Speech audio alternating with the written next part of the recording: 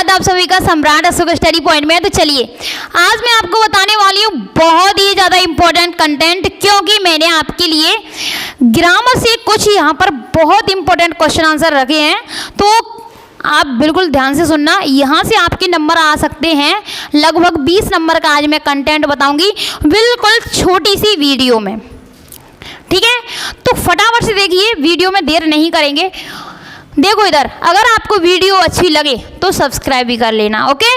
आगे देखो फटाफट से, स्पेशल ग्रामर करके मैंने आपके लिए एक महत्वपूर्ण कंटेंट बनाया है।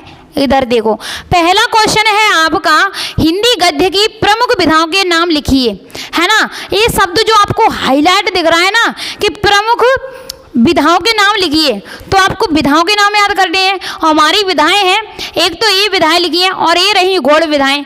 तो आपको निबंध, नाटक, कहानी, एकांकी, उपन्यास, आलोचना ये याद करनी है। उसके बाद में गौड़ विधाएं, रेखाचित, संस्मरण, आत्मकथा, जीवनी, रिपोर्टाज और साक्षात्कार, ये दोनों चीज़ें याद करनी है। तो इससे क्या मिलेगा आपको, ये ओटी में भी पूछी जा सकती है, खाली स्थान में भी पूछी जा सकती है, एक वाक्य के उत्तर में भी पूछी जा सकती है ना।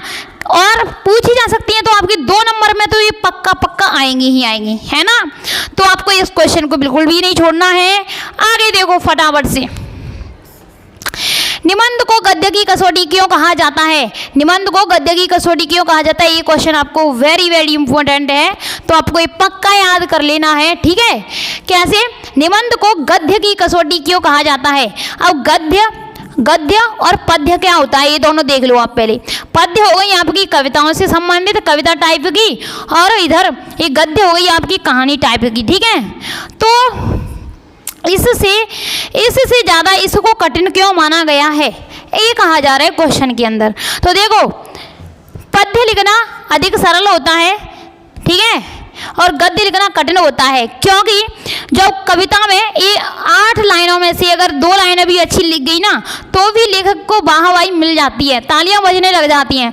परंतु जो लेखक होता है, जो गद्य खंड लिखता है, उसको वाहवाही नहीं मिलती है, उसको एक एक लाइन सुव्यवस्थित करके लिखनी पड़ती है, तब जा करके उसको वाहवाही मिलती है ना। तो आपको ये क्वेश्चन है ना, बिल्कुल मैंने जो पढ़ाया है ना वही इसमें लिखा हुआ है, अभी मैंने जो समझाया है ना वही इसमें लिखा हुआ है, देख लो। इस कथन का तात्पर्य है कि पद्य की तुलना में गद्य लिखना अधिक कठिन होता है, क्योंकि कविता में यदि 8 पंक्तियों में से एक पंक्ति भी अच्छी लिख जाती है तो भी कवि को वाहवाही मिल जाती है ना, वाहवाही मिल जाती है। परंतु गद्य में ऐसा नहीं होता है, क्योंकि लेखक को एक एक पंक्ति सुव्यवस्थित करके लिखनी पड़ती है, तब जाकर कहीं लेखक की प्रशंसा होती है। अतः हम कह सकते हैं कि गद्य लिखना पद्य से अधिक कठिन होता है, ओके। तो आप इसको पक्का याद कर लेना। आगे देखो, और इम्पोर्टेंट क्वेश्चन लेके आई हूँ आपके लिए। कहानी और उपन्यास में अंतर लिखिए। कहानी और उपन्यास में अंतर कैसे लिखेंगे, एक फूल को लेके चलना आप, एक फूल को, ठीक है। मैं एक फूल बना देती हूँ, यहाँ पर एक फूल बना देती हूँ मैं, ठीक है, एक फूल, और यहाँ पर मैं बनाऊंगी आपके लिए फूलों का गुलदस्ता। क्या बनाऊंगी, फूलों का गुलदस्ता। देखना इधर फटाफट से, ये बना दिया मैंने, ये बकेट ऑफ फ्लावर, है ना। ये फूलों का गुलदस्ता है, ये फूल है, क्या है ये, यह एक फूल है। तो आप यहाँ ध्यान से समझना बिल्कुल कि मैं बात क्या समझाने की कोशिश करूँगी, ठीक है। देखना इधर, एक कहानी होती है ना, पूरे जीवन की एक घटना का वर्णन किया जाता है इस कहानी में। और जो उपन्यास होता है ना, इसमें बहुत सारी कहानियों का वर्णन किया जाता है, जीवन की बहुत सारी कहानियों का इसमें वर्णन किया जाता है। तो समझो, इसमें मतलब एक कहानी का, इसमें मतलब जीवन की एक कहानी का, इसमें मतलब बहुत सारी कहानी का, समझना ध्यान से। और अगर इसमें एक कहानी का करेंगे तो इसका रूप भी छोटा होगा, है ना।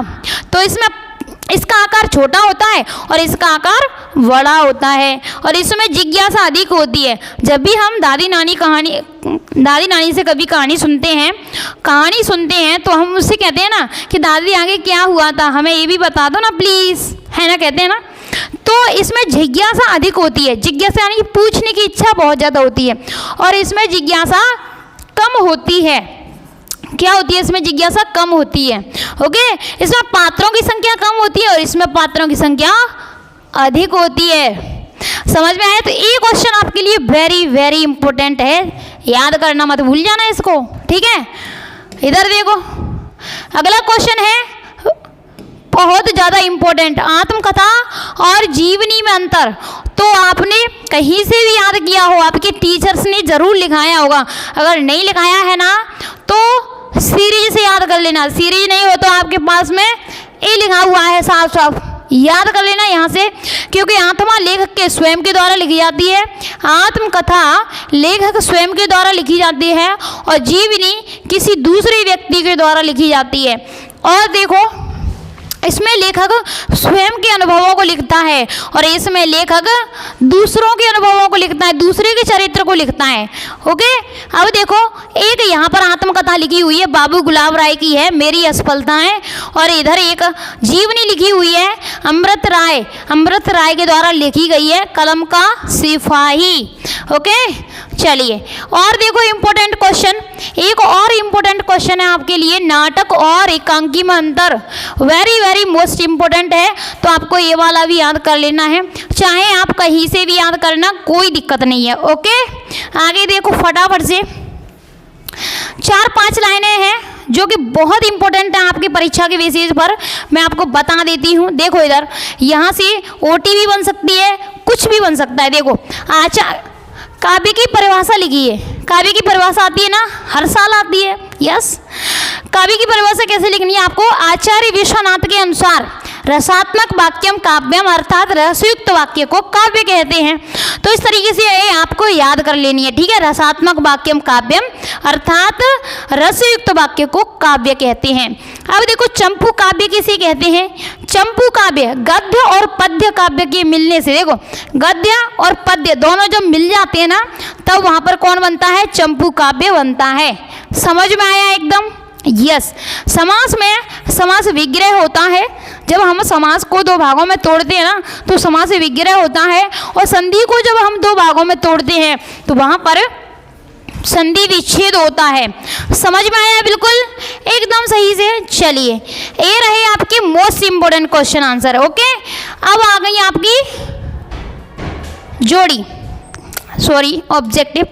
यहाँ पर आपके ऑब्जेक्टिव लिखे हुए हैं, ऑब्जेक्टिव को कराऊंगी मैं अगली वीडियो में, क्योंकि मैंने आपके लिए बहुत सारा इंपॉर्टेंट कंटेंट छांट के रखा है, क्योंकि परीक्षा का टाइम आ गया है और सभी को चाहिए इंपॉर्टेंट कंटेंट, है ना।